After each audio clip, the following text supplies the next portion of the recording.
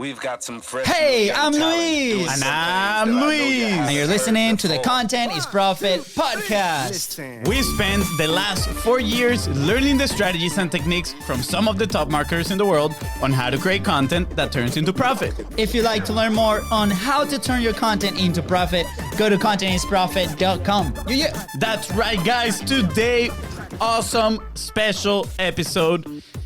Achieving success regardless of who you are by following the recipes. Oop, baby, can't wait. I I'm ready to take notes on all the recipes. Guys, before we get started, please go ahead and subscribe. Smash that subscribe button so you know where the episodes drop on your phone. And also follow us on social media at BizBrosCo everywhere. That's right, guys. And if you find this episode impactful, which I am 100% sure you will, don't forget to share it and leave a 5-star review. Let's be 100% transparent here. Word in the streets is that today's guest is somewhat of a mystery man. Well, he certainly was for us. We even had to do some digging to find out more about him. And what we found, we absolutely loved. Not to mention that he was recommended by one of our all-time favorite Content is Profit guests, Mr. Tyson Durfey. That's right. This is so exciting. Today's guest is the real life image of epicness, if that's even a word, I don't know. He is known as the $1 billion cowboy. I have so many questions about that, but that's not all.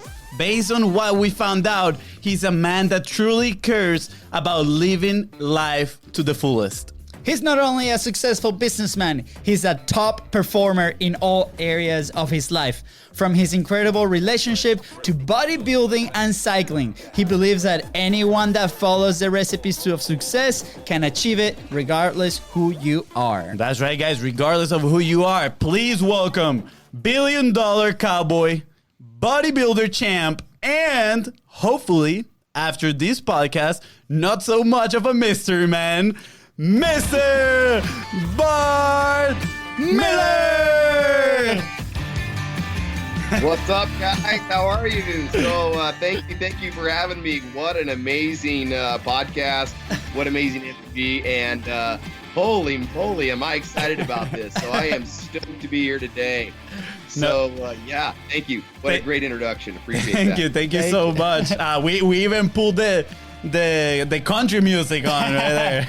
That was a bet. You know, as a cowboy, the billionaire cowboy, we assume that this is your favorite music. Who knows? Maybe you're like into rap or something else. Maybe you like salsa, something, you know? We never know. You know, I like it all. There's nothing wrong. All sorts of great music is music to me, man. So I'm stoked with anything. Just grateful to be here today, and hopefully we can rock some people's world and have a little fun. That's one thing I love about life, is not being a fun hater. Right? Awesome. No fun haters allowed. That's right. That's right. Well, Bart, extremely thankful for you showing up, and I'm very excited. So for those who don't know you, which I am assuming, you know, we heard a couple of your episodes, and I feel like you like to stay in the shade a little bit and kind of hide, like hidden.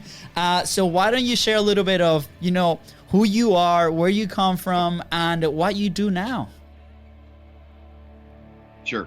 So little kind of background, I don't love doing all these, but at the same time, it gives you a little bit of where I came from. So I came from a family that had not very much, broken home. And so for me, nothing was always okay. Like I don't look at life and say, oh man, it owes me anything. So when I started, it was anything that I got was like, oh geez, this is better than what I had. So I'm cool with it, you know?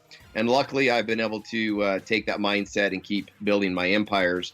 So right now, we own one of the top 1% Amazon businesses that are out there. It's called Camp Gurus. I also own the largest online makeup school called Robert Jones Beauty Academy. If you go to robertjonesbeautyacademy.com, you'll see there's a makeup school there. That's also private labeled for a little company called Paul Mitchell. So if you know Paul Mitchell, the brand, they private label that school, which is absolutely awesome. They're an amazing company to work with. So I have created a lot of ginormous schools and sold those, been parts of that. I've created a lot of e-commerce businesses, sold those. I've been in this space for about 15 years, and I love to be behind the scenes a lot. In the last 2 years, I've come back into, well, it's been about a year and a half, come back into coaching. So now I am coaching a lot of high-end, top-level entrepreneurs, and that's kind of what I love and enjoy doing more so than I did 5 years ago. I'm in inner circle with Russell Brunson. Russell's been an amazing mentor, personal friend of mine, great person to know. But I've just lived a really blessed life. Married, have 4 kids. 2 of them live in Provo, Utah. My daughter and her husband live in Rexburg, and my youngest son, Xander, still lives at home with us. So I'm passionate about sports, and I'm passionate about mindset, the fact that no matter what you put your mind to, if you have the right coach and mentor, you can accomplish anything. And so I've taken aspects of my life and I've proven that theory from cycling, bodybuilding, team roping, all different sports, all different mentalities. But with the right coach, I've been able to excel in those very quickly, and including business by hiring the right coaches like Russell Brunson, so on and so forth. How I've been able to scale my businesses and make a lot of residual income by aligning myself with the right people and investing in the right stuff. So I don't know if that's what you're after, but in a nutshell, that's me. Amazing. I mean, now this is going to be online, so everybody will know who you are and what you do. So, thank you for sharing that. There we go. No more of a mystery, guys. No more of a mystery, guys. So, guys, if you want to find out Bart Miller, just come to the Continence Profit podcast. And I find this wonderful because, and this has been a struggle maybe for me internally. A lot of people are like, you cannot be good at many things, right? You gotta pick one. And maybe to start at first, it could be. But just the fact of that description that you just said about where you started, what you do now, what have you done with your businesses, this is living proof that you can. And I'm assuming there is a recipe that we can follow to get there. And I'm sure we'll get to it in the podcast. So I just want to say thank you for shining that light into that massive false belief for everybody. So especially me. Now you crush that belief, and now the sky's the limit. Yeah, I think I personally have struggled with finding that path, right? Like, what is that one thing I want to do? I mean, we grew up soccer players, right? That's all we wanted to do. We wanted to be professional soccer players. We got to the States because of soccer, and when that didn't happen for us, it was like, okay, now what? Right. And right. I think that's when our mindset started, shifting a little bit, and we started our entrepreneurial journey. And the more I think the more we dig into this entrepreneurship, I noticed that what you just mentioned, right? Like, if you get the right mentor and the right mindset, you can achieve anything. So now I'm like, what other things I want to do? What other things I want to tackle? And it can be outside of the business world. Like you said, right? You are a bodybuilder champ, which when I saw that, I was like, that's super impressive. That story was super cool. And also cycling, right? Like you said, I don't think I've ever known of a bodybuilder that does cycling like that as well. So my question is, how throughout your life, when was that point for you that you realized that it's like, wow, I can be good at whatever I set my mind to? What was the Bart Miller pre that? Do you believe in the 10,000 hours that you had to put into one task and just put your head down and focus on one thing? Or were you always chasing multiple dreams, to put it in that way? It's like you read my mind. I was going to ask the same question. It's like we're brothers. All right, so I'm going to tackle that in a couple things for you. So the first thing is that whenever you're going to become something or you want to accomplish something, you have to learn how to become that attractive character, which means you have to become the avatar. So I love the 10,000 hour concept, and I believe that is true. But what's the truest thing that all of us have to realize is if you don't become the avatar, you will not be successful at whatever you're doing. So if you're too afraid to put the spandex on and go sit on a bike and have people laugh at you, you're probably not going to make it. If you're afraid of being a soccer player and not being able to fall on the ground and flop around and act like you're dead and then get up and start running, probably not going to make it in soccer, because it's just part of the. No, I'm just not totally the reason we're laughing is because here. So the reason we're of a soccer. Let me tell you. No, but anyway. No, I love the moral this of the because the story- reason we're laughing is my wife is Canadian and they play hockey like everybody. So when we came into the picture, they're like, you guys play soccer. That's all you guys do. You fall and flop. So it's totally okay. We get it. Yeah, you have to if you live in that world, right? Yep. So my point is the thing I had to learn, and this is something that's very important no matter if you're in business, no matter whatever you are, that you have to become the avatar. Now, I'm going to give you an example of this, okay? So if Batman at the very beginning, let's just take Batman for example. I don't care what character you want to take, because I see you got cartoons behind you there. Don't care what character. At the very beginning of their journey, was their outfit perfect? Was their language perfect? Did they even want to be the avatar 100%? And if you look back at that, they were pretty damn awkward. Like they put the outfit on, but the outfit wasn't what it is today. It looked a little awkward. They were doing their superhero thing, but they were a little more like awkward than they are today. Take Batman today, he's a badass. Yeah. But see, he had to become the attractive character, right? He had to understand he was on a journey of what he was doing, and but he assumed it. He wasn't afraid to put the outfit on and assume the role of Batman. So many times entrepreneurs want to say, oh, I'm an entrepreneur, but only on Tuesdays. Well, there's somewhat that's okay, but this is the other part about it. You have to, in life, be able to be multiple attractive characters, especially in my life. Number one, I'm a dad. Well, my kids don't want the entrepreneurial avatar to come home and be dad. It doesn't work. So I have to change into the dad avatar when I get home. And I know this sounds crazy, but it really is part of life. Yeah. So when I'm into a sport, I immerse myself, total immersion into what that is. Because if I showed up to play soccer with you guys, you're going to smell me out in 2.5 seconds if I played soccer or not. You've played long enough. By hell, you're going to go, dude, come on. But eventually, if I wear the right shorts, I wear the right thing, I say the right language, I start to kick the ball a certain way, you're going to start saying, oh, this guy's starting to come along. Oh, look, he's getting further. Oh, wow, he's really transitioned.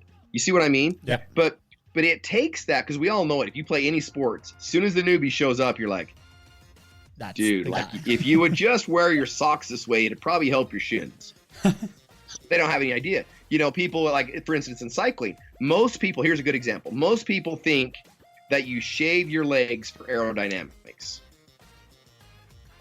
Not true. Mm-hmm. Have you ever wrecked on a bike on asphalt with long hair, that the asphalt can grab that hair and rip chunks of your skin out? It's not the best idea in the world.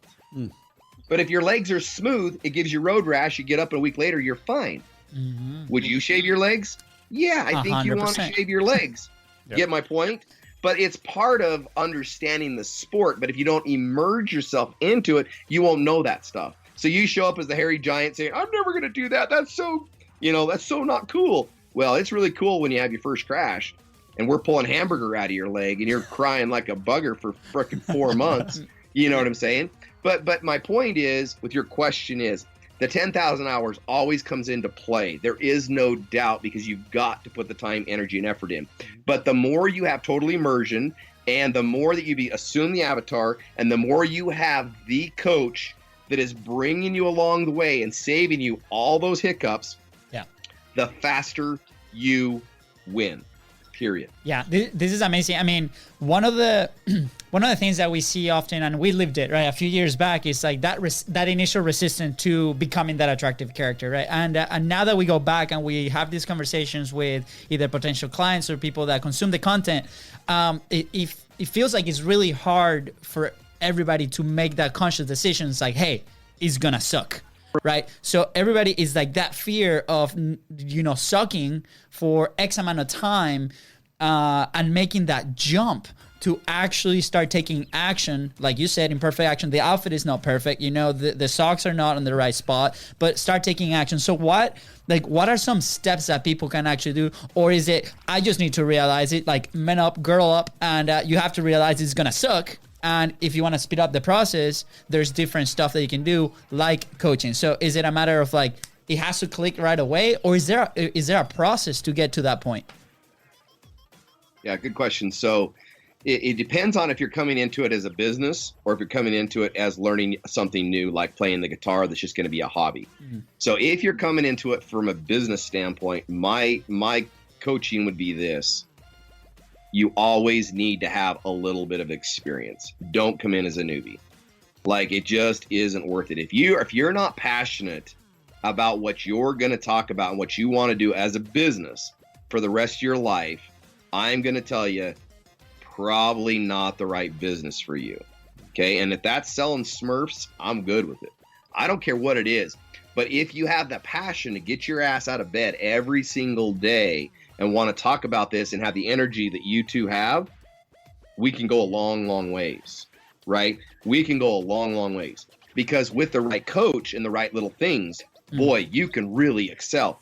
But you've got enough knowledge and enough danger that you're going to do it no matter what. Yeah. That's what you're looking for in success, okay? Because there is going to be pain, like you said. There is going to be stumbling along the way. But most great entrepreneurs, I'm not going to lie, they don't notice a lot of that shit. Like, they think they're okay. Like, oh, I really screwed that up? Yeah, dude, that was like really bad. Oh, shoot. Well, I guess we'll just keep on going. You know, they're so happy with what they're doing. They don't don't get in their own way. But my point is that if you're going into it as a hobby, then yeah, I mean, you can start a hobby with nothing and let things fail and people are going to laugh a little bit, but it's not so big. Yep. But I'm saying if you're going into business to make money, don't start a hobby and then try to create it into a business unless you're like hyper passionate about that hobby. But most people don't know. They haven't been in a hobby long enough to know if they're hyper passionate about it to not fail, if that makes sense. So I don't know if I answered that the way you want, or you needed it. But at the end of the day, reality is if you've got a lot of passion, you got a lot of desire, there's a lot you can do. So if you guys knew what you knew back when you were playing soccer before you switched, you both know you could have sold apparel. You both know you could have probably sold soccer balls. You both know that you could have put many little coaching classes on in soccer. And I mean, there's so much you could have done with that right there that you wouldn't even have to be where you're at today. And you still can, which is absolutely amazing about where we are. And you could kill it in all these aspects, right? Yeah. But you had so much passion and energy that it brought your butts clear over here and then put you in a situation of, oh shit, what do we do? But I guarantee you still love to talk about soccer, or you would have never put all those years into it. Yeah, no, 100%. Right? You know, I think we actually haven't mentioned this in the program, but one of our dreams, I guess, one of our dream business that we are planning to eventually move into is building a soccer academy. And, you know, like we came from a system where we never paid to play soccer in any team, never, right? And then we come here to the States and we know things are different and kids are paying a lot of money to be able to be a part of a team. And for us, it was like, whoa, like that is crazy, right? And again, we have also a huge soccer culture. We had a soccer field like 2 minutes walking from our home. We would literally go there and every day we could find people and play. So we're like, we want to bring that passion into soccer again. So we're like, okay, how can we build a soccer academy that allows kids to have the same experience that we had and build that passion into them, right? And obviously there's a lot of other things that come in the back, but it's funny that you mentioned it because we have been thinking about it. It's like, okay, how can we make this happen eventually? And I absolutely love it. And you were talking before about, you know, becoming the avatar. And I think this topic, I think a lot of people might be a little interested in because we hear a lot the fake it till you make it, right? And I want to know your opinion about that. You know, because a lot of times, like my brother said, we were like, we want to do ourselves. We want to be us. We're unique. And a lot of the times we hear that, like, you're unique. But then we also hear, hey, success leaves clues. Just follow the recipe and you're going to get there, right? And some people might think, well, but I'm losing myself if I just do exactly that one thing. So how does the fake it till you make it plays a role in, especially in the entrepreneurial life? Do you believe in it? Do you don't believe in it? Yeah, to be frank with you, I don't believe in it. So what I would rather you be vulnerable with me and flat out tell me, dude, I don't know what the hell I'm doing, but I'm working and I'm going to publish and I will follow you because you have integrity. And I'm like, okay, I will go. They've got knowledge. They got passion. I'll follow these guys. But as soon as you start faking it, it's like, in my opinion, it's like lying. And I just don't think it's integral. Like you're not going to fake anything for so long, and I'm going to see right through it. Yeah. And when I see through it, you've lost everything with me. All credibility in my point. So what I'd rather you do is be transparent and coach those who you can coach, because you don't have to fake it with everybody. You just don't. And when you're you, people will love you. People will care about you. We care about humans. You know, all this stuff that's going on in the world today, which I'm not going to bring up because I don't even want to go there. But at the end of the day, the thing that pisses me off the most is by hell, we're all humans. Yeah. I don't care if you're American. I don't care who you are. You're a human being. And by hell, I love you for who you are. I don't care what your skin color is. I don't care what your beliefs are. Dude, if you can help me and I can help you, that's what we're here to do, period. Cut and dry, in my personal belief, okay? Now, where we get off track is when we start to fake it and try to be something that we're truly not, right? So I think that's bad. Now, in my world, I'll be clear, there's a lot of business people that had no idea I was a cowboy. But I don't think I was faking that. Yeah, I went years. I mean, I dressed Russell Brunson for every one of his events. I style some of the most high-end entrepreneurs you've ever seen in your life. By the way, like amazing jacket with the logos inside. Yeah. That was a good call. Yeah. So in doing that, though, people would look at that part of my life and say, that guy is like Louis Vuitton, high fashion, like all these things, but yet he's a cowboy? Like, that makes no freaking sense in their minds, right?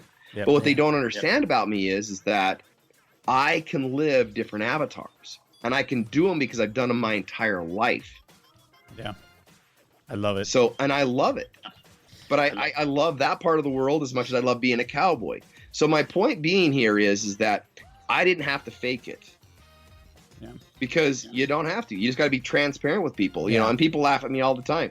You know, like, I'll be honest with you, I tell the story all the time, and all my bodybuilding stuff, right? I wear different things and stuff like that. But in bodybuilding, I get hit on by more gay guys than any platform I've ever been on in my life, right? And that's totally funny. Like, it just cracks me up. It's like, when I make fun of it because, like, here I am happily married, kids, I mean, to all these things, and these gay guys are relentless. Like, bro, look so, I'm like, if there's something to learn there, is a relentlessness of these guys. Right?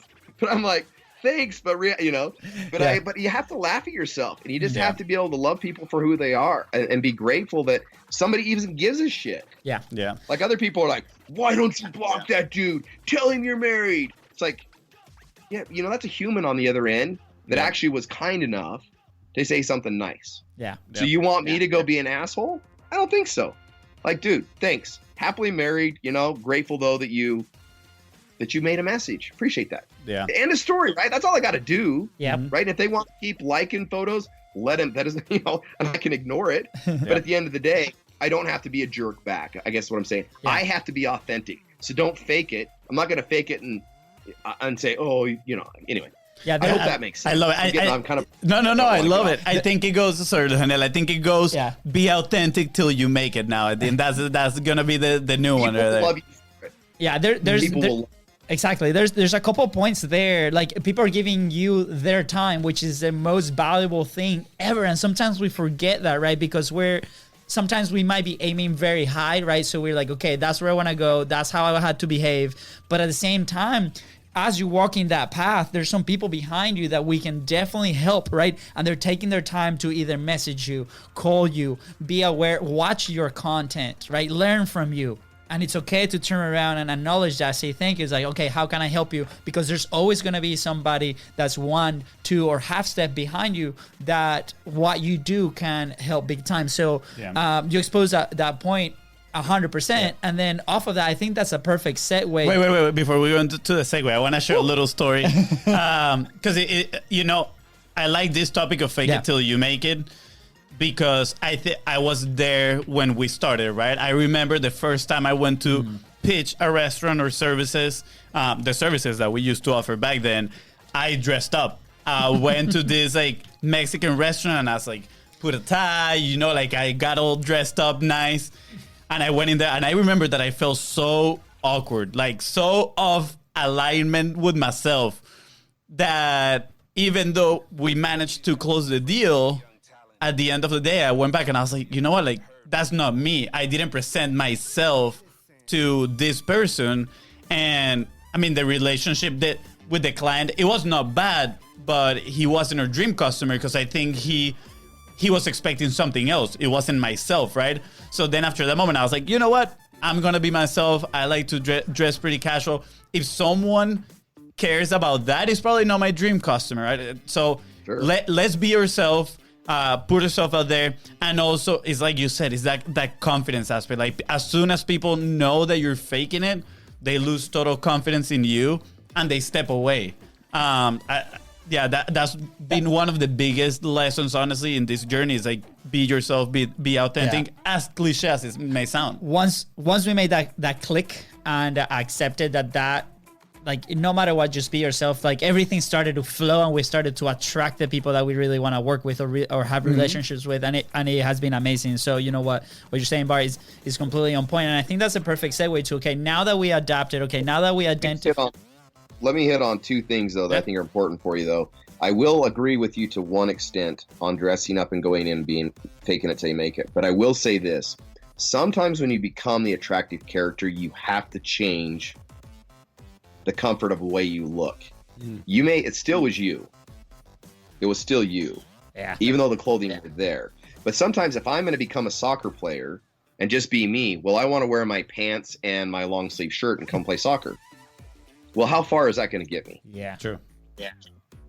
So there is certain points I have to agree with you, but I disagree with a little bit is sometimes when you're going to become the avatar, you need to change a little bit of the way your image is, the way things are, to make things better. And they are better. Not because you're faking it, but because that's the culture you're walking into. Yeah. And I think there's a real fine line between that. Because even if I want to wear the long pants and the long shirt and I'm a great soccer player, how many opportunities am I going to miss, or how hot am I going to get because I can't play, or so on and so forth, that I really have to break my mindset down and go, am I doing this because I'm just trying to show people who I am? Or am I doing this because I'm really being an idiot and I'm not wanting to accept what's being accepted here? Wow. That's just one thing to noodle on. Number two is that when we look at anybody that's below us, or we say that's below us or up us, or however we want to say that, right? So let's say hypothetically that I don't reach out to one of these people, these gay guys, for example, that hit on me, right? And I'm a real jerk. What I don't realize may be that might be Michael Jordan's nephew that I wanted to meet one day. And when I put a post out there and said, oh my gosh, I want to meet Michael Jordan, he could have totally said, dude, I can hook you up. Yeah. We have no idea who people know. We only think of where they're at in their status. But we don't think about this human's network alone. Just because we think they live in dirt poor no matter what, well, that might be so-and-so's niece, nephew, uncle. I mean, we don't know. Yeah. Right? And all of a sudden you're just like, I had no idea you knew, like, oh my gosh, that would have been like a dream. Yeah. But you were a jerk. Yeah. You were this. So are they going to take care of you? Probably not. And I find that very interesting because some of I mean, I'm not going to lie. I feel like I have a pretty dang cool Rolodex, right? Amazing humans that I'm with, right? But I always get introduced to these people by people that I'm like, how do you know that? Right? You're just like, it's just, and it's a story, but they know them so well. And you're just like, wow. And the way you're introduced is so cool. So never, ever judge the book by its cover. Yeah. And I think that's like the perfect example because, even having the conversation with Tyson, right? Like we saw him on, Tony Robbins, like had him on, like on the the close of Fun Hiking Live, and we're like, oh my god, this is amazing, and we connected through Instagram, and he's like, of course, let's do it, and then he connects us to you, and that's how things work, because we had no idea Tyson had an amazing business in the background, other than being an amazing competitor, right? And you like you said, did you know I built Tyson's school out, and did you know I took him to ClickFunnels? we have no And idea. you know, I'm the guy standing right next to him in that Tony Robbins video, because that's how we all did it. There we go. So had no idea. There we go. So That's crazy. I mean, this is a living example. And had no idea that you were the guy that styled Russell, right? So it's that's the thing. Like, you never know who you're encountering, and in a lot of things that we talked about not just by creating your content, but being yourself, right? And multiplying your message. That's part of it, because as soon as you start multiplying your message, then you're going to be in front of a lot of eyes, right? And that's going to start to happen. So it's just going back to what you said about being human, right? We need to be nice to everybody. And, we should know, because, we come from a different country. We come from a third world country. And if people were not nice to us when we first arrived, when our accent was 10 times worse than what it is now, because it is, we would never be where we are, or had the opportunities that we had, or even ourselves, right? Coming to a foreign country, accepting that this is not our home country, but it has become our home. We had to humble ourselves and be like, we have to adapt to the environment so we can fit in with them. And that's the reason we sometimes, even in a room full of Hispanics, or my wife is the only one that speaks English, we do our best to speak English, right? So those are the little things and little details. And thank you for obviously expressing that story and kind of following up on that point. And I think it's the perfect segue. Thank you, Fonzie. After 20 minutes. Wait, before the segue, I actually wanted to say thank you for the fact that you actually took the time to be like, hey, I agree with a certain aspect, but at the same time, I disagree. Because I feel like a lot of people, when they're in a conversation, they feel they have to agree with everything the other person say. And there's so many valuable lessons, that people might skip because they might be afraid of saying they disagree on something. Sure. So for the listeners, I want to invite you guys to, when you're in a conversation, don't be afraid to say that you disagree on a point, because I feel like that's where the gold is right now. Sure. I'm learning now, I'm taking notes, and I'm like, I need to stretch out of my comfort zone for sure, So thank you so much for that. I really appreciate it. You're going to see him from now on. You're going to see him with like a blazer here on the show. The t-shirt, but he's going to have a blazer. If that's what he wants to do, that'd be awesome. Who's the most powerful woman on earth right now? This is the other part of the big trivial thing that we got going on right now. But who would you guys say the number one most powerful woman in the United States is right now? Wow. Guess? Trump's wife? No. Yeah, she's got a lot of power, but I would say more power is in this human. More power. I mean, Ellen.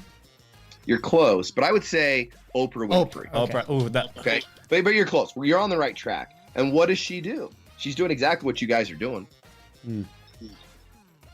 She's giving a platform, right? She has a platform. She built a platform.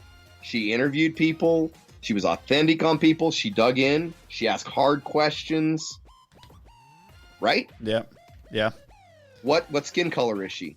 Yeah. But yet the most powerful woman there is out there, right? And I give her kudos for what she did. She built an amazing empire doing what she's doing. So you guys are on the right track. And if it takes a blazer to get you there and become the David Letterman or whatever you want to do, go for it. Heck, why not, right? If it fits you, it fits you. Yeah, that's 100%. Right. Yeah. Thank you for that. Yeah, this is gonna be the Hall of Fame of the episodes. It's gonna go there together with Tyson's, because the amazing value and information that's and it goes through the screen, not just like for your business, but also for your life. Is some things that these are principles that we can and frameworks that we can apply every day. To improve on relationships. And I know that you're also big on relationships, and those are basically like my follow-up questions here. The segue, finally. Yes, we made it. Right? Yes. It's once you become that avatar, right? Once you recognize the situations that you have to become different avatars, right? Who is responsible for that success, right? And then how relationships play a role in us being successful. Yeah, so relationships, you've always known that who you're connected to or who you hang out with is very, very important. Willpower Doesn't Work is a great book out there. I don't like to, I love books, right? And that book right there is a phenomenal one because it talks about the fact of environment, right? Environment, who we put ourselves with, who we attach ourselves with, is always going to be the big deal. Like if you and I, if you both talk to me every single week, we're either going up or we're going down. That's really all we can take, right? But my knowledge is either going to help you or it's not going to help you. And you're going to know that very quickly. But in that being said, if you understand that it's taking you up, then you want to attach to that. Because the energy and the generator of what that's going to do for you is going to give you momentum of, oh my gosh, I can. Oh my gosh, this is going to happen. This is believing, right? So I said this on an interview with Tyson Durfey. I think it was yesterday, actually. He was in the house. Tyson was here yesterday and the day before. And one of the things we were talking about is that when I go to a big rope and when I so to rope, I'll call Tyson on the way a lot of times. Now, psychology-wise, I want you to think about that. Why do I call him? Well, I know that he loves calf roping. I know that he's a world champion. I know all these things. But what am I really looking for? What is Bart Miller's ego, and what am I looking for? And if you really break that down, I'm looking to have him say, Bart, you got this. Because, see, I need the energy. I need the reassurance from somebody who's been there, done that, at a higher level than I've been there, done that, to believe sometimes. Yeah. As much as we say, oh, I've got this, we still need some people to lean on that have been there, done that, and say, dude, you got this. And then if I don't have it and I call him back and I'm like, oh, that's the worst ever, he can say, buck up, little camper. Like, it's not as big a deal as you think it is. I just got my ass handed to me here, here, here, and here. So shut up. And you're like, got it. You're right. Oh my gosh, different perspective, right?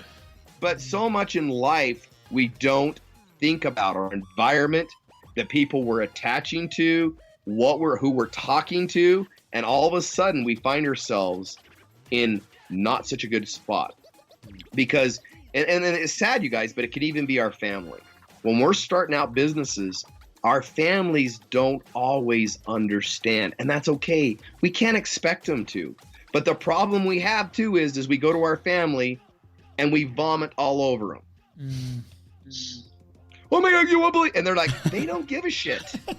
Understand they don't give a shit, and you're not there to prove to your family that your journey is the best journey and that you're doing everything right. So quit vomiting on them and they'll love you a lot more. But if you're going to vomit on them, they're going to turn around and say, I'm tired of being vomited on and I don't appreciate it and I don't like what you're doing. And they're going to give you an opinion. Yeah. Okay? So understand how to separate who you can vomit on and who you can't. Because they can call me in the same business and say, this is what's going on. This was so great.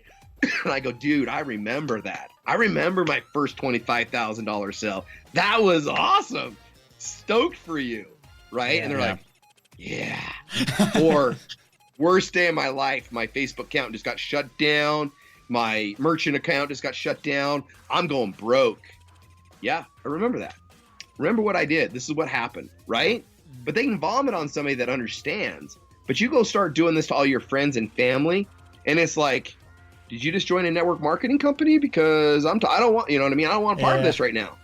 Yeah. Even though timing's not right. And I don't mean to diss on network marketing. I'm not saying that at all. I'm just saying that that's the stigma, right? Yeah. But that's what we end up doing when we get into entrepreneurship or when we get into things is we don't know how to separate our environment. So our network is very important to understand that we have a network of friends and family. We can also have a very good network of business. And they're a little different in my opinion. Because what I may call a favor in on you guys would not be the favor I would call in on my dad. Wouldn't work. Yeah. As much as my dad may or may not like what I'm doing, it's like, it's not going to work. Yeah. So understand though this, in all networking comes down to is how much you're willing to give when nothing is needed to be asked for. Wow. Because if I fill up your guys' tank, right, and I'm pouring into you guys all the time, when I need a favor, it's easy for me to say, guys, brothers, I need a little shout out. And you're like, dude, we'll do 10. Like, you blessed our lives. This is awesome, right? We love it. Yeah. But if I just all of a sudden out of the blue, I just reach out and say, hey, guys, I really need this.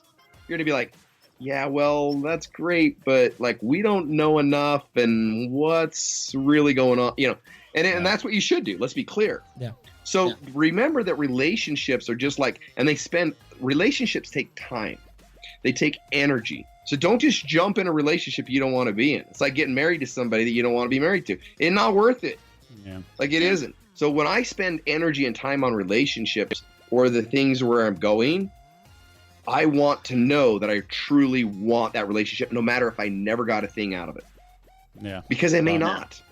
I may not. Russell Brunson's never going to do a drop. Well, I'm not going to say never, but I would never expect him to do a drop on his list for my high ticket coaching or my sponsorship secrets academy. That's not why I'm friends with him. Yeah. I could care less. Yeah. I mean, if he decided he wanted to do that one day, great. But at the end of the day, I love who he is as a human being. I love shopping with him. I love his family. I just genuinely love to be around Russell as a person and what he stands for. Yeah. Good enough. And now, if Russell needs something from me, like he wants to go shop, great. But if he never shopped with me again, am I still going to be his awesome friend? And we're going to do, hell yeah, I am. 'Cause I like the dude. Yeah. Right? You see what I'm saying? Definitely. So I don't know how to. I'm kind of doing two things. Sorry to. No, this is One great. Networking with your business and your network with your family and friends. Remember what you're doing with both, okay? And just remember how you're working those networks and what you're doing those for, okay? Now, there's people that I meet on trips that are only for business. We have great relationships. We're great friends.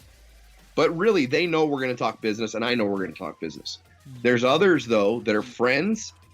I don't care if they ever know that I'm the top 1% of all Amazon sellers. Who gives a shit? Yeah. They don't need to know that. It's irrelevant. I want them just to know, like, dude, let's just go cause some trouble today. Let's just go have fun. Like, that's it. You see what I'm getting at? Yeah. So just be careful with that part of it. But your network is your net worth. Let's be clear. The more you tie to those type of people, they are going to look out for you, and they're going to help you rise to a higher tide. They just can't not do it, because if you care about your brother as much as you two, I think, care about each other, you're never going to see your brother in trouble, and you're not going to say, bro, I know how to pull you up and pull him up. So when you have a friend like that, and if they don't, shame on them. They're really not a friend.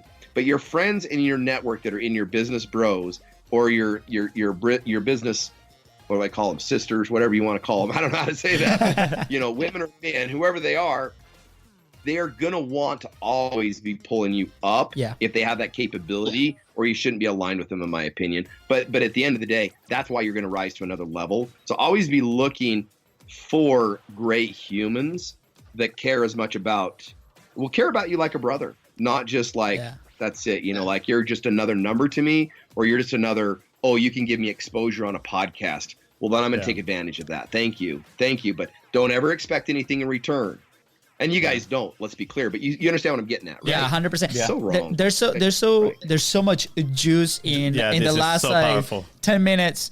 And one of the things that really stuck here, it's learning how to separate your environment. And a lot of times, because we're so immersed in what we do, we feel like that's the entire environment, and people outside of that, like our family, have to come and like be inside of that environment. So just the fact that you were like, hey, it's okay to split them both. And it's funny because in my private life with my wife, it's like that. She's a pharmacist. She wants nothing to do with entrepreneurship. Yeah. And I'm like, babe, we just launched this show. For the last 3 months, it has been amazing. Look at everybody that's coming. And she's like, I hate your radio voice. I do not want to listen to any of your episodes. And that's okay. And at first, and then at first I'm like, oh my God, she doesn't care. But the fact that she is at home, with the baby while I'm doing this show, it proves that is massive support. So when people is like, does Katie supports what you're doing? 100%. Does she listen to your show? Not at all, but that's okay. And I think one of my favorite stories was Russell and his wife, when he was doing the crazy internet marketing, when he was starting, I feel like the wife felt that way. She's like, I don't understand what you're doing. I don't really get it. And then when she saw the impact that he had in front of 5,000 people, that first event that she went to, she like started crying, and then she moved into that environment. And you know, we see her now in some of her content, and she's more, you know, I think she's even been in a couple of the podcast episodes. But that thing, like we have to be okay with that. And at first I felt like, oh my gosh, like she's not supporting because of that little thing, that she's not listening to the show. No, 100%. Like, it doesn't matter. Like, she's on her own thing, and our environment is outside of our business. So that's why that resonated so much. And now with content that's going to happen because everybody promoting their business, they're going to encounter that with friends and family, especially if you're starting up. They're going to see it everywhere. Like, why are you posting about this now? Why are you selling this stuff? Like, you should not be selling. By the way, we think that if you add value to your life, you should always be selling, or to somebody else's life, 100%. So you're going to see that. So that's why this message of learning how to separate your environment is so important, because it's going to save us a lot of headaches in the future. Yeah. I honestly see this, what you just explained, as like a breakthrough moment in my life. I'm not kidding. Because, you know, we always hear like, you are the average of the 5 people you surround yourself with. And you know, my dad always used to tell us, tell me who your friends are and I'll tell you who you are, right? So, yeah. But I've never thought about it as environments in buckets. So I always thought, hey, I have to share all my passions with everybody that's in my life, right? And I mean, again, we haven't shared this in the podcast, but I recently, not too long ago, separated in my relationship. And I think, honestly, that might have been one of the issues, right? So yeah, it is sure. Like, looking back at it, it's like, wow, how key is knowing where your relationships stand, and that there are, again, going back to the avatars, multiple avatars within your own life, that you can have multiple buckets of environment, if you call it that way, for each one. So thank you for sharing that, because I'm definitely, after this episode, I'm going to evaluate every avatar inside of my life and every environment within my life, and see, okay, how am I surrounding myself in those environments, and how I can not only add value to other people, right? But see how I can elevate the whole environment by itself. So thank you so much. I really appreciate it. And actually, a question that stem out of that as well, which is, you know, when people are starting, we were there as well, operating from a place of need. So we knew the value of relationships from the start. We knew relationships are key, right? But at the same way, like, people approach, and because of their needy, they want these things, right? How would you go? I don't know. I guess is what advice would you have for people that are in that place of need right now? Yeah, good. It's really good, because I think we find this in our lives multiple times, and no matter what level you're at, right? So even as big of an empire as I've built, I always realize I can lose it tomorrow. Wow. Right? Wow. That's where arrogance gets in our way, is to think that we can't lose our empire, or that we're so good, but what I've done is I've created a skill set that I can be very much transparent and shift if I need to shift, where I can do things differently, right? Because of the structure, the Legos I've built. So when we're in need, what I try to look at is exactly what we talked about before. And this is the key part. If I give to you guys, and I've served you at a level of a human being should serve you, right? And I'm grateful, but all of a sudden I come on hard times, right? And I'm in need. I can reach out to those that I've done that and say, guys, I'm not in the best place right now. My Amazon business isn't doing so great. I got to shift, but I'm going to start coaching high-end entrepreneurs.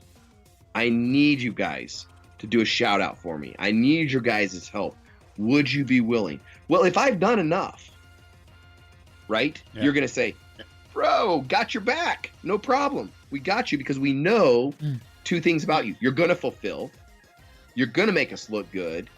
And by the way, would honor and love to do it for you. So what I tell people that are in need is go back to your Rolodex, look at those that understand how to help you get to that next level, make a deal with them. Like if in that scenario, I may have to look at you guys and say, look, guys, I've got an affiliate commission. First month, I'll give it all to you for that shout out. Like, I'm not asking for it for free. Now, you guys may say, dude, like, we're happy to do it. Or you may say, you know what? Great. We're going to take that. Either way, at least I'm offering. I'm not just saying, hey, this is the scenario. I have no solutions to make it worth your time. So in a needy situation, always remember that you've got things to give. You have things to leverage. Don't be afraid to leverage them, but don't be the one that just is asking to ask either, right? But look at your network, really dial in and say, okay, look, what got me to here? Why am I in this scenario? And what can I do to take myself out of it? Now, so 15 years ago, I lost everything. I'll never forget when I laid in bed for a week and literally couldn't get out. Like, I was just like, I am done. I don't even know what I want to do. I'm so lost. I'm in so much pain. Like, it's just, I don't even want people to know that I'm a failure, right? And that's the things that go through your mind. And I don't know what your belief is, but that's how Satan just beats the hell out of you, literally, right? Is because when we're in need, we feel like we don't have enough. We aren't enough. This is brought upon us for a reason, right? And then we get mad at God and we start saying, God, why would you do this to me?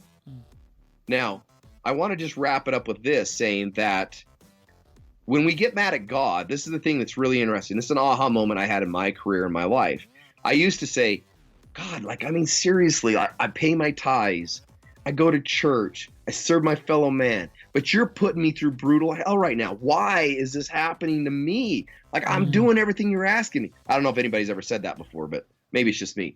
But at the end of the day, then one day, I remember I've hired some of the most amazing coaches on planet Earth.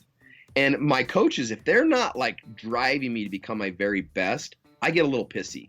Like, I'm like, dude, like, you only told me to give me 10 push-ups when you know I could do 30. Like, are you just taking my money to take my money? Or are you really, you willing to push me to that limit, right? Yeah. And I'm paying them to push me to that limit. But when God did that to me, I was mad. The best mentor in my life grooming me to become better, because at every downtime when I'm in need, I've always gone up. I've always made a better effort. But yet when God did it, and I'm not paying God, I would get mad. Instead of saying, Lord, thank you for being the best coach in the world and knowing that I can handle this trial. And not only am I going to handle it, I'm going to kick ass and take it to another level. Because I'd pay a coach to do that, and you're doing it for free. Thank you. Boy, changed my whole mind, changed my whole perception of, am I really in need, or am I just getting a challenge that the Lord's like, step up, man. Let's just go kick some ass. You know? And it changes everything. So I would say from a mindset standpoint, you got to change that. From a financial standpoint, you got to reach out to your Rolodex of those that you need, that you know, that you've poured into their lives, that are willing to put that into you, and let them know where you're at. Be transparent where you're at, what you're truly trying to do, and people want to serve you and help you take you to the next level. I don't know if that helps your audience, but that's how I'd go about it. I love it. You know, I mean, amazing story. Thank you for sharing that. And I think we've often shared a little bit about that topic here, which is the power of perception too, right? Like you said, either I approach it, I'm in need, or, hey, this is a challenge. Let's go, baby, right? And I mean, it happened to us when coronavirus hit. We actually lost our biggest client, 9 fitness studios, goodbye. And we were like, whoa, what do we do now? Right? Amen. And I think we've actually been super positive all of our lives. So sometimes to the extent where people get annoyed with like how positive we may be. But that was definitely a challenging moment for us. And we were like, whoa, like, what are we going to do now? Like, is this it for the business? This guy right here, I was like, dude, go take a walk because you are a little grumpy and I know you're not like this, right? And after we sat down, we're like, you know what? It is actually an opportunity because look at all the free time we have right now that we can actually use to create this podcast that we're doing right now, right? And we're like, wow, that's an amazing opportunity right there. So we started doing the podcast. Again, this is when coronavirus first started here in the US, when they when the quarantine started, actually. Yeah. And now we're on episode 56 with the one and only Mystery Man, Bart Miller, right? So how cool is that? And Well, not only that, he saved our business, right? Exactly. Because we lost, and then we're like, okay, how can we implement like as fast as we can to save the business? Like, let's not, because of different situations, we were not able to apply for PPP loans because we had no payroll last year, right? Like, Exactly. Amen. I get it. yeah, and it's like, okay, and we talked about this with Steve Larson the other day. It's like we're between the sword and the wall, right? Like we have to move, we have to execute something. It doesn't matter. Is it perfect? No. Like the Batman spandex is not perfect. That's fine. Right. And we launched the show live. Technical issues. That's okay. Let's keep moving forward. Guess what? Out of the show, we had enough clients coming in because of the show that saved our business, double our sales immediately, and we were able to actually hire 3 full-time employees during the coronavirus experience. And wow, like Thank you. thank you. So the fact that you tell this story is like that moment, I feel like 3 months ago, that was that moment for us where we're like, this is a challenge that's in front of us that we need to change our perspective, because instead of something bad is an opportunity to become something better. And if we do not have that belief in our head to move forward and execute and believe that it actually is going to happen, because there's no other option. There's that 1-year-old baby in the house that needs to eat.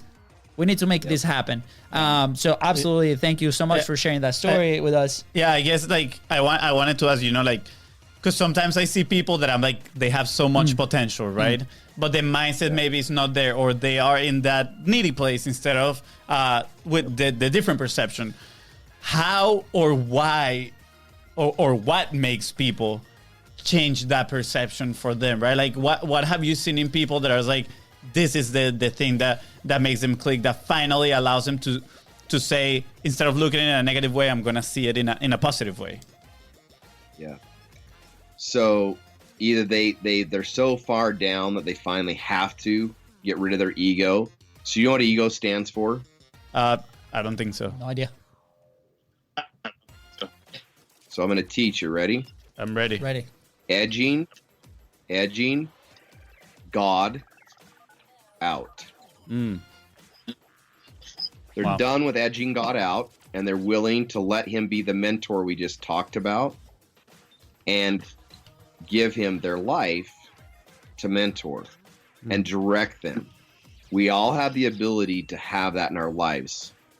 So when they finally get to that point and they hit rock bottom, the pain of where they're at finally drives them to do something about it. So if you'll learn this concept in everything you do, pain always drives more than pleasure. Pleasure always gets you lost in your own ego. Pain always brings you back. Okay? So when the pain outweighs anything, we will accomplish it, because we will do anything to avoid pain. That's our number one thing. That's why if you can fix pain in people's lives, they will pay you a lot of money, because we'll do anything to get rid of pain. But pleasurable things that we sell don't always sell as well. They should, but they don't. In great times, they do. In down economies, they don't. Because we're always trying to we'll always pay more to get rid of pain. But that's what they're finally at. The people who are really have aha moments and they finally wake up are in so much pain that they succumb to God or to whatever. They hear a story, they finally let themselves go, I can't do this by myself. When you were born as a baby, you had no worries. They were all taken care of because God did that. And we have a tendency to just edge God out. I got this, God. Don't worry about it. I got this. Right? To a point, sometimes we get to where we can't even hear what he's trying to tell us. Yeah. Because of our own egos of where we're at. So my theory on that is that we can't save everybody. We're not their savior. But at the end of the day, if they will humble themselves and really find what they're looking for, right? The pain has to outweigh the pleasure at that point. They'll finally say, okay, I'm going to be open. I'm going to open my mind. Yeah. And then all of a sudden things happen. How does racism get over? By people opening their mind saying, there is no such thing as racism. How do we get over being a Democrat or Republican? we become Americans. Yeah. We have all these things that try to divide us into who we are or what we are. Why? Last time I looked on my thing, it didn't say Democrat, Republican. It said American. Well, that's how I vote. I vote American. Yeah. I didn't look on it and say white, black, Hispanic, whatever. It said American. Yeah. It didn't say a race to vote. You see what I'm saying? But so we get caught up in so many things of who we are that we can't succumb to say, this is what we are. And this is all I need. This is what we're going to do, right? So pain has to outweigh the pleasure. I'm getting on another tangent, but pain has to outweigh pleasure. That could be a whole new episode, 100%, because we're coming from Venezuela, same thing, dictatorship like crazy, and that's the thing. Like it was a thing that divided the entire country, and we saw it live. Escape from that. Thank God. We went from being one of the happiest countries in the world, actually, to millions of people leaving the country because of the division and everything that stemmed out of that division. Yeah. So, Amen. We'll continue to spread, the message and hopefully impact the people around us. So we could be all human beings, right? Go back to the beginning. Amen. Human beings. That's right. This has been mind-blowing, Yeah. amazing. We obviously want to be mega respectful of everything, and we cannot be more thankful of you allowing us your time to talk about these topics. It seems like it was a little bit all over the place, but that's perfect. It wasn't really like it I think it followed the right structure. The right structure. And there's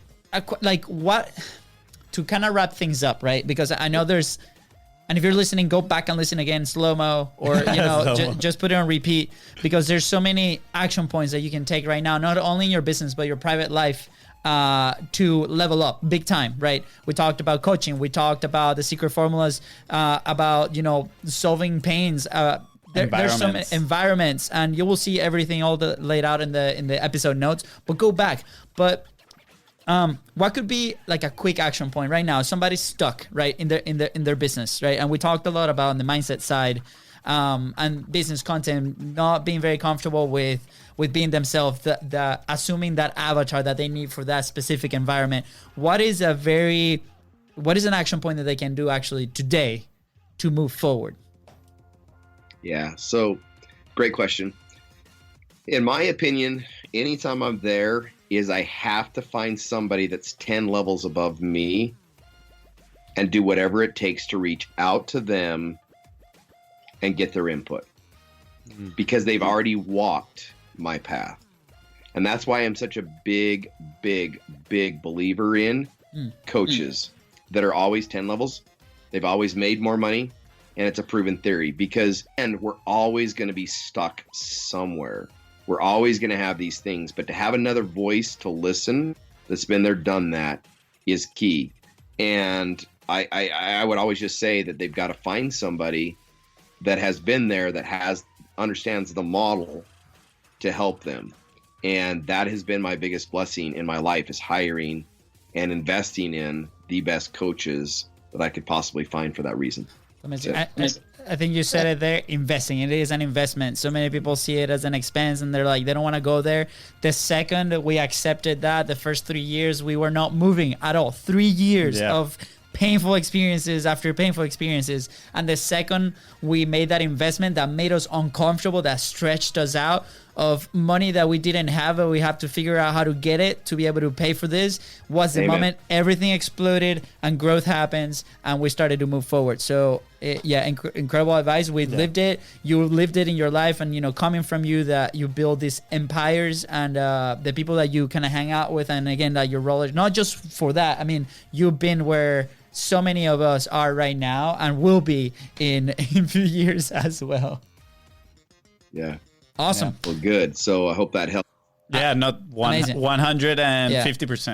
Fonzie never stops talking. So the fact that he's like completely quiet means that his head is just like churning like crazy. So yes, it did work. I think this is the first time he's speechless on the show. But where can we find you? Where can we find you? How can people connect with you?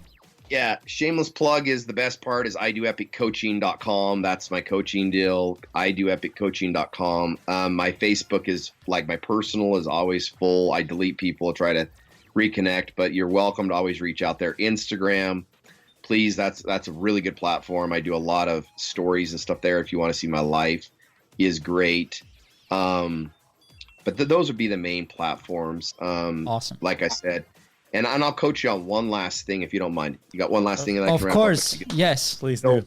I feel like this could help you, maybe both of you or your audience, and that's this. So if everybody will do one thing for me that's listening, I want you to just test this. Now, it's totally off topic, not even on what these guys. So I'm going to coach you on something that's totally off, but bear with me. What I want you to do is I want you to take a 30-day challenge. And here's your 30-day challenge. I want the first 15 days, I want you to text your significant other or one of your great friends. And I want you to send them something that's heartfelt. And when I mean heartfelt, I mean something like I would say to my wife, honey, I saw you with our son today, and the way that you interacted with him today just made me so happy. You're an amazing mother.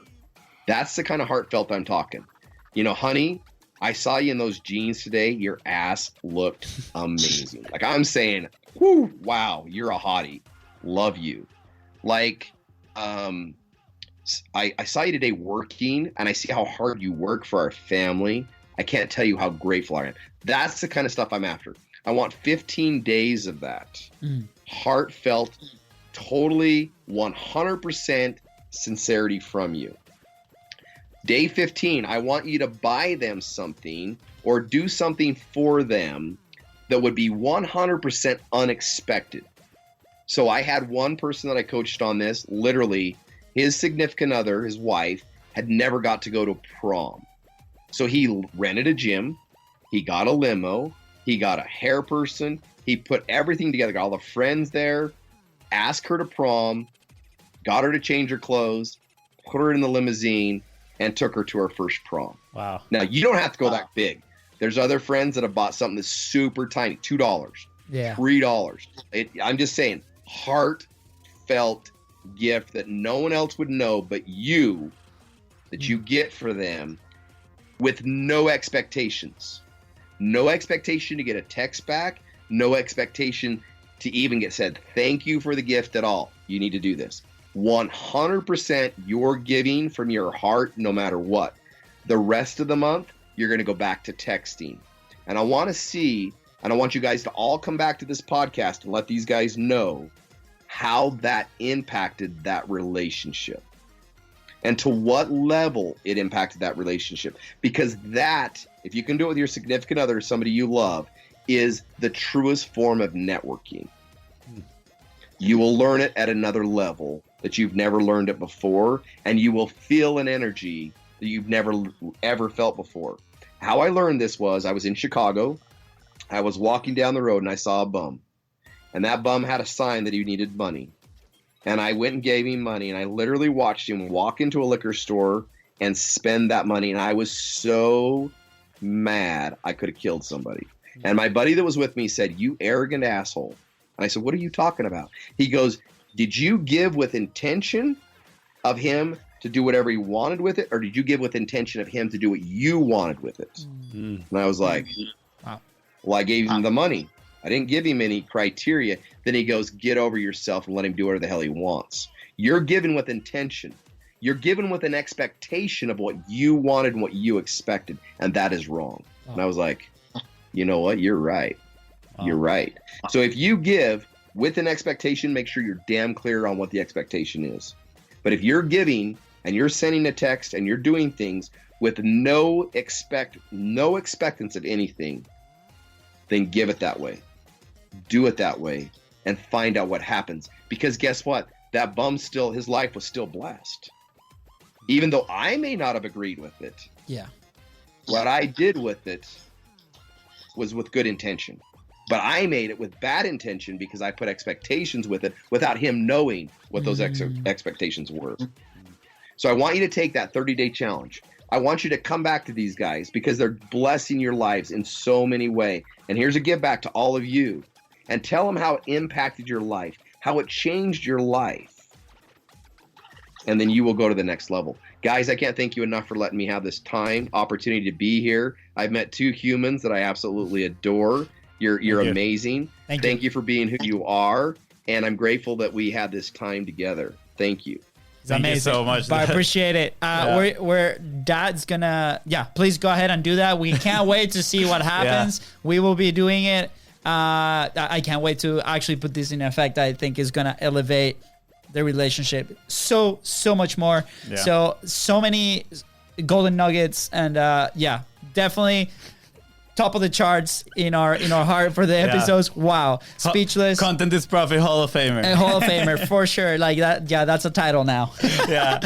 But again, thank you. Only we have 2 minutes after the show is over. But with that being said, guys, thank you so much for tuning into the Content is Profit show. Please don't forget to subscribe. Smash that subscribe button so you know when these episodes kind of drop. And follow us on social media at TheBeastBrosGo. And go follow Bart. Go to his website. It's going to be on the episode notes. That's right, guys. And if you find this episode impactful, which I am 100% sure you find it impactful, super impactful, don't forget to share it. And don't forget to leave a 5-star review. Thank you, guys. Thank you.